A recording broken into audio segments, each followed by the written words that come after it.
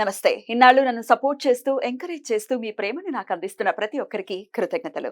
అలాగే ఈ వీడియో కూడా ఖచ్చితంగా మీకు ఉపయోగపడుతుంది. లైక్, షేర్ అండ్ సబ్స్క్రైబ్ చేసి మీ సపోర్ట్‌ని నాకు అందించండి. అలాగే ఈ వీడియో పట్ల మీకున్న అభిప్రాయాన్ని కామెంట్ సెక్షన్‌లో కామెంట్ చేసి తెలియజేయండి. ఇప్పుడు వీడియోని చూద్దాం. నమస్తే. Welcome to our channel. నేను పద్మిని. ప్రస్తుతంతో పాటు ప్రముఖ ఆధ్యాత్మికవేత్త, ఆస్ట్రోన్యూమరాలజిస్ట్, ఎనర్జీ వాస్తు స్పెషలిస్ట్, శ్రీ విద్యా ఉపాసకులు శ్రీమతి జయప్రద గారు మనతో పాటు ఉన్నారు. మాట్లాడదాం. నమస్కారం అండి. నమస్తే అమ్మా, శ్రీమాత్రే నమః. ఎలా ఉన్నారు? బాగున్నాం. ఏ రోజు పుట్టిన వాళ్ళు ఎలా ఉంటారు అనేది చాలా వివరంగా తెలియజేస్తున్నారు. అన్ని రోజుల కంటే శుక్రవారం చాలా చాలా మంచి రోల్ ని ప్లే చేస్తుంది, డామినెంట్ రోల్ ని ప్లే చేస్తుంది అని ఖచ్చితంగా చెప్పుకోవచ్చు.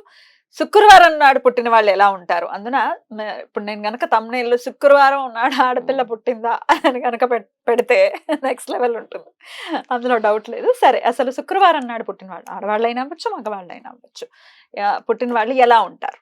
చాలా అందంగా, చాలా బుద్ధిమంతులుగా ఉంటారు. Oh really?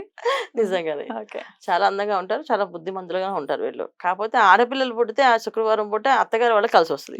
ఆడపిల్లలు పుడితే ఈ పుట్టింటి వాళ్ళకి కాదు వచ్చేది, అత్తగారింటికి బాగా కలిసి వస్తుంది. వాళ్ళకి ఒక యోగం తెచ్చినట్టే, భర్తకి మంచి మహాలక్ష్మి వచ్చినట్టు ఇంటికి. సో అలాంటి యోగాలు శుక్రవారం ఆడపిల్ల పుడితే, శుక్రవారం మగపిల్లలు పుడితే పుట్టింటి చాలా హెల్ప్, చాలా మంచి యోగం వచ్చేది అనమాట. సో ఆ అబ్బాయి కానీ మగ శుక్రవారం కానీ పుట్టే కనుక ఆ ఇంట్లో చాలా సుఖ సంతోషాలు, అసలు ఏ రోజుకి డబ్బులు లేదనే మాట రాదు, ఆ ఇంట్లో వస్తూనే ఉంటుంది. ఏదో ఒక విధంగా వీళ్ళు జరుగుతుంటది. తిండికి బట్టకి లోటు లేకుండా ఎప్పుడు నడుస్తుంటది. ఆ అబ్బాయి కూడా లైఫ్ లాంగ్ తిండికి బట్టకి లోటు లేకుండా నడుస్తుంది. చాలా మంచి మంచి యోగాలు ఈ శుక్రవారం అనేది. శుక్రవారం అంటే సౌభాగ్యము, లక్ష్మీ అమ్మవారి అనుగ్రహము, తర్వాత కుబేరుడు అనుగ్రహంతో పుడతారని చెప్పి ఈ శుక్రవారం పుట్టారంటే అలా యోగాలు ఉన్నాయి పూర్వం మనకి పురాణాల్లో ఉన్నది. సో ఈ రోజు పుట్టిన వాళ్ళు వీళ్ళ చేతితో ఏ రూపాయి ఇచ్చినా వాళ్ళకి అవతల బాగా కలిసి వస్తుందని చెప్పి వీళ్ళతో డబ్బులు ఇప్పించే వాళ్ళు కాదు. అందుకే శుక్రవారం డబ్బులు ఇవ్వద్దు అని ఒకటి వచ్చింది కదా మనకి. అది శుక్రవారం నాడు పుట్టిన వాళ్ళతో ఇవ్వద్దని అర్థము. దాని కాస్త అలాగ శుక్రవారం డబ్బులు ఇవ్వకండి అందరికి. ఓ అవునా? అవును, జస్ట్ శుక్రవారం నాడు పుట్టిన వాళ్ళు మాత్రమే శుక్రవారం వాళ్ళ చేతితో ఇవ్వకూడదు. వాళ్ళ చేతితో ఇస్తే ఆ లక్ష్మి వాళ్ళతో వాళ్ళకి కలిసి వస్తుందని, వీళ్ళకి వెళ్ళిపోతుందని కాదు, వాళ్ళకి బాగా కలిసి వస్తుందని చెప్పేసి చాలా మంచి విషయం. ఇది కాస్త అలా ఏమైందంటే శుక్రవారం డబ్బులు ఎవరికి ఇవ్వకూడదు, శుక్రవారం డబ్బులు ఇస్తే మనకు తిరిగి రావు అనే ఒక కాన్సెప్ట్ లోకి వెళ్ళిపోయింది అది. సో శుక్రవారం రోజు వీళ్ళ చేత ఎవరికైనా డబ్బులు ఇస్తే వాళ్ళు బాగా కలిసి వస్తుంది, బాగా యోగం ఉంటుంది. చాలా మంది వైశ్యాస్ లో ఈ శుక్రవారం రోజు బోని చేపిస్తారు ఈ శుక్రవారం పుట్టిన వాళ్ళ చేత. కొత్తగా ఓపెన్ చేస్తే వాళ్ళ వ్యాపారం ఏదైనా సంస్థలో ఓపెన్ చేస్తే వీళ్ళని పిలిచి, నాన్న నువ్వు ఏదైనా వస్తువు కొని చేద్దాం అని చెప్పేసి వాళ్ళ చేత ఏదైనా ఒక వస్తువు కొని వాళ్ళకి చేస్తే ఇంకా ఆ షాప్ దినదిన అభివృద్ధిలో ఉంటుందని వాళ్ళకి మార్వాడీస్ లో కానీ ఈ పని చేస్తారు. శుక్రవారం పుడితే ఈ ఖచ్చితంగా ఈ పని శుక్రవారం ప్రతి శుక్రవారం వాళ్ళ ఇంట్లో ఒకవేళ ఆడపిల్ల కానీ మొబైల్ ఉంటే ఆ అమ్మాయి చేత ప్రతి శుక్రవారం ₹1 ₹2 పెట్టిస్తారు డబ్బులు బాక్స్ లో.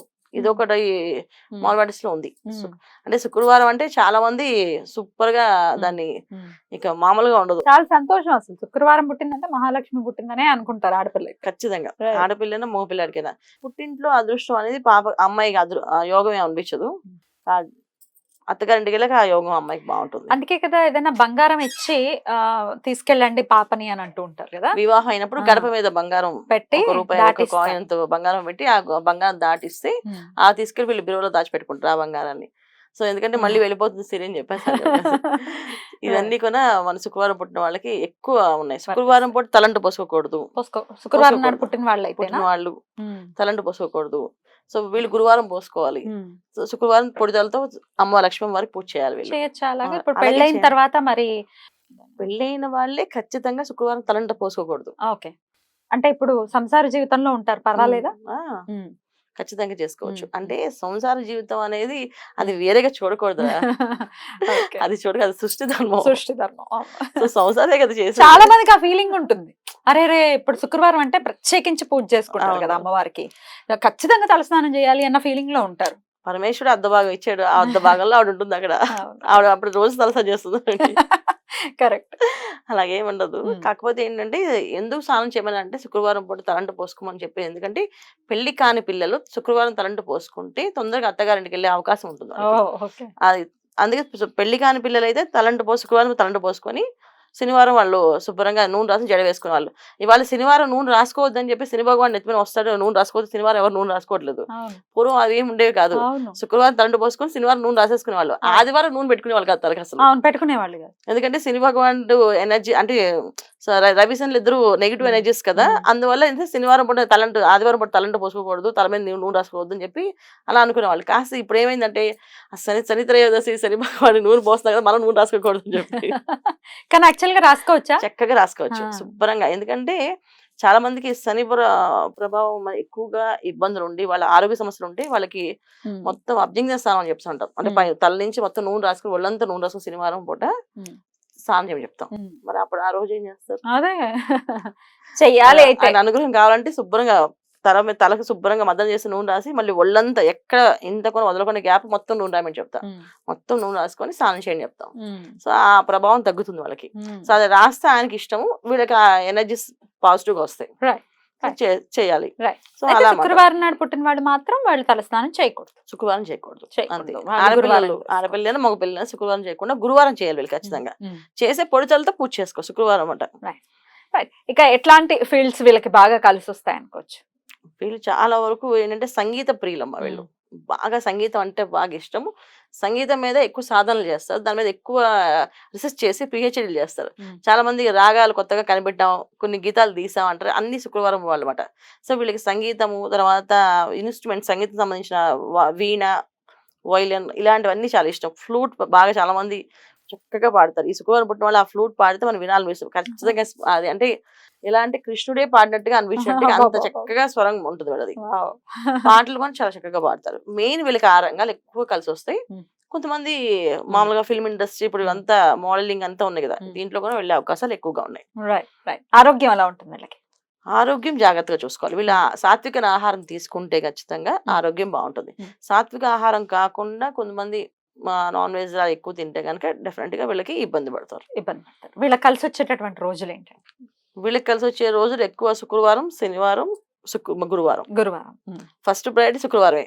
వాళ్ళకి ఏ పని చేసినా శుక్రవారం చేస్తే వాళ్ళకి కలిసి వస్తుంది. వీళ్ళు శుక్రవారం ఫస్ట్ అన్నిటికన్నా, తర్వాత శనివారం, తర్వాత గురువారం. సో ఎందుకంటే గురువారం ఎందుకు చెప్పాము అంటే వీళ్ళకి ఎడ్యుకేషన్ పరంగా గురువారం అయితే వీళ్ళకి కలిసి వస్తుంది. కానీ వీళ్ళు నచ్చిన విషయాలు, కొన్ని పనులు చేయాలని, ముఖ్యమైన పనులు చేయాలని, ఏం చేయాలని శుక్రవారం చేసుకోవాలి అండి. ప్రయాణాలు శనివారం, ఆ ప్రయాణం సాఫీగా జరుగుతుంది. అసలు ఈ రోజు జోలికి వెళ్ళకూడదు అంటే ఏ రోజు చెప్తారు? శుక్రవారానికి అలాంటి ఏం లేదు. ఆ జోన్ ఈ జోన్ ఏం లేదు. మామూలుగా జనరల్ గా ఏంటంటే మంగళవారం అవాయిడ్ చేయమని చెప్తాం. మంగళవారం ఒక్కరోజు అవాయిడ్ చేయమని చెప్తాం. అది కూడా ఏంటంటే కొంచెం అగ్రెసివ్ గా, వీళ్ళు కొంచెం సాఫ్ట్ గా ఏ విషయమైనా వీళ్ళతోటి సున్నితంగా చెప్తే ఎంతైనా వింటారు. ఎలా చెప్పినా అది కోపం కూడా సున్నితంగా, నాకు నువ్వు చెప్పింది ఏం నచ్చలేదు అందుకే నేను బాధపడుతున్నాను అంటే సారీ అని చెప్తారు. అదే మనం ఎంత పొగిడినా, అది గట్టిగా పొగిడినా సరే వాళ్ళు తీసుకోరు. ఏంటది నువ్వు పొగిడినట్లేదు, అది డబ్బాలో రాలేసి గులకలు పాగినట్టు ఉంది అని చెప్పి దాని కూడా యాక్సెప్ట్ చేయలేరు వాళ్ళు. అంటే వాళ్ళు చాలా సాత్వికంగా సాఫ్ట్ గా ఉండాలి, బాగా సాఫ్ట్ గా. ఒక husband and wife and husband అయితే వైఫ్ స్ట్రాంగ్ గా వస్తే అస్సలు మాట్లాడు ఆమె ఇటు వస్తే నేను వెళ్ళిపోతుంటారు. నీకేం కావాలో రాసి పెట్టు, మెసేజ్ పెట్టు, తెచ్చిస్తాను, ప్లీజ్ దయచేసి వాళ్ళ గట్టిగా మాట్లాడకు అని చెప్పేస్తారు. అలాగే హస్బెండ్ అంటే మీకు ఏం కావాలో చేసి పెడతా, కానీ మీరు గట్టిగా మాట్లాడకండి, మీకు దండం పెడతా అని చెప్పి అమ్మాయి కూడా ఉంటుంది. సో వీళ్ళిద్దరికి ఆ డిస్కషన్స్ వైఫ్ అండ్ హస్బెండ్ కి ఉంటుంది. ఇంట్లో పేరెంట్స్ ఎలాగైనా సాఫ్ట్ గా చెప్పాలి అని అర్థమైపోతుంది చిన్నప్పటి నుంచి.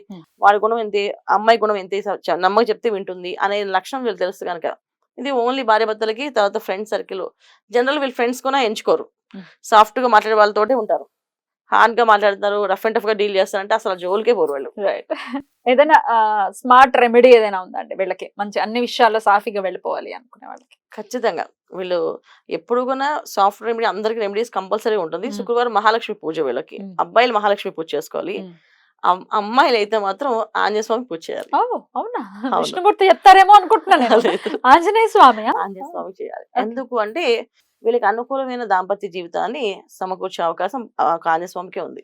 సో వీళ్ళకి ఆంజనేయ స్వామి లింక్ ఏంటి అంటే ఎప్పుడైనా సరే ఏదైనా ప్రసన్నం కావాలంటే ఆయన్ని పరిపూర్ణంగా విశ్వాసించి ప్రదక్షిణలు చేస్తారు. ఎందుకంటే ఆయన రాముని ఎంత పరిపూర్ణంగా రామ మంత్రంతో ఆయన ఎలాగా ఆయన ఆకర్షణ చేయించుకున్నారో అలాగే అమ్మాయిలు ఈ 11 ప్రదక్షిణాలు ఇతనికి చేయడం కానీ వాళ్ళకు కోరిక తీర్చడం కానీ చేస్తే ఖచ్చితంగా శుక్రవారం వాళ్ళకి మాత్రం ఈ లింక్. ఎందుకంటే ఆయన సీతమ్మ వారికి ఎక్కువ సేవ చేస్తారు. సో లక్ష్మీ అమ్మవారు అంటే సీతమ్మ వారు లక్ష్మీ అమ్మవారు ఒకరే కదా. అంతే. సో అందుకే శుక్రవారం పుట్టిన వాళ్ళు ఆంజనేయ స్వామి ఎక్కువ ప్రార్థన చేసిన వాళ్ళకి ఈజీగా రిజల్ట్ ఉన్నాయి. అంటే నేను చెక్ చేసిన రెమెడీస్. అదే బ్యూటిఫుల్, చాలా చక్కగా వివరించారు. చాలా అంటే బ్యూటిఫుల్ గా అనిపించింది. శుక్రవారం నాడు పుట్టడం అనేది నిజంగా చాలా చాలా అదృష్టం కాబట్టి చాలా వెల్కమ్ చేయాలి వీళ్ళందరూ. ఇంకొకటి ఉంది వీళ్ళు చేయకూడని పనులు. ఏంటండి? భార్యాభర్తలు ఇద్దరులో శుక్రవారం అబ్బాయి పుట్టితే వైఫ్ ని ఎప్పుడు బాధ పెట్టకుండా చూసుకోవాలి. అలాగే అమ్మాయి పుడితే హస్బెండ్ ఎప్పుడు బాధ పెట్టకుండా చూడాలి. ఇది కంపల్సరీ వీళ్ళు పాటించాలి. బిగ్గెస్ట్ టాస్క్ అయితే వైఫ్ అండ్ హస్బెండ్స్ కి. సో హస్బెండ్ అంటే హస్బెండ్ ఈ అమ్మాయి వల్ల బాధపడకూడదు. అలాగే హస్బెండ్ అయితే వైఫ్ అతని వల్ల బాధపడకూడదు. అబ్బాయి కానీ అమ్మాయి కానీ శుక్రవారం పుట్టారంటే వీళ్ళు ఖచ్చితంగా వాళ్ళ లైఫ్ పార్ట్నర్స్ బాగా ప్రేమగా చూసుకుంటే బాగా కలిసి వస్తుంది. బ్రహ్మాండం కలిసి వస్తుంది. మామూలుగా కలిసి రావడం కాదు, చాలా బాగా కలిసి. చాలా మంది అంటారు మేము ఎన్నో పూజలు చేస్తాం, ఎన్నో యాగాలు అనేసి. అసలు ఇవి చేస్తే చాలు వాళ్ళు ప్రేమగా పలకరించి ప్రేమగా మాట్లాడితే సాఫ్ట్ గా వాళ్ళకి కావాల్సిన సాఫ్ట్నెస్. ఎందుకంటే వాళ్ళకి కావాల్సిన ప్రేమ ఎక్స్పెక్ట్ చేస్తే చక్కగా ప్రేమగా చెప్తే చాలు. మల్లెపూలు తెచ్చిచ్చినా వాళ్ళు హ్యాపీగా ఫీల్ అవుతారు. బ్యూటిఫుల్ అండి, చాలా బ్యూటిఫుల్ గా ఎక్స్ప్లెయిన్ చేశారు. Thank you. ఇక నెక్స్ట్ ఎపిసోడ్ లో శనివారం గురించి మాట్లాడుకుందాం. నమస్కారం. నమస్తే అమ్మా. శ్రీమాత్రే నమః.